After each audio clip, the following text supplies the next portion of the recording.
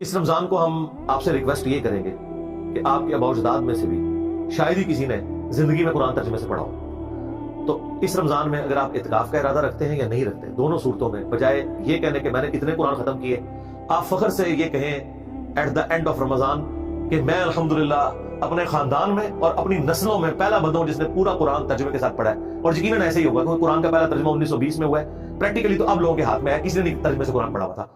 तो रमजान में आप कुरान तर्जुमे के साथ प्री डिटरमिनेड रिजल्ट्स के बगैर पढ़ें, उसके नोट्स बनाते जाएं, जो चीज समझना है वो नोट करें। मेजॉरिटी चीजें आप तौहीद के हवाले से, अकायद के हवाले से, ये सारी की सारी चीजें अपने पास नोट करें और अपने आप को कुरान के सामने पेश कर दें। अगर आपके पहले कोई और अकीदा था, अब आप ये देखें उस अकीदे को छोड़ें, वो अकीदा फॉलो करें जो कुरान के अंदर है। और मैं आपको मशवरा दूंगा, कुरान का सबसे बेस्ट तर्जुमा मौलाना मदूदी का तर्जुमानुल कुरान वालों ने प्रिंट किया है। एक सफे पे अरबी है, एक सफे के ऊपर उर्दू है। तो अगर सिर्फ उर्दू भी पढ़नी है आपने, लोग कहते हैं जी अरबी का सवाब होगा, उर्दू का 10 गुना ज्यादा होगा क्योंकि उससे आपकी आखिरत बनने वाली है।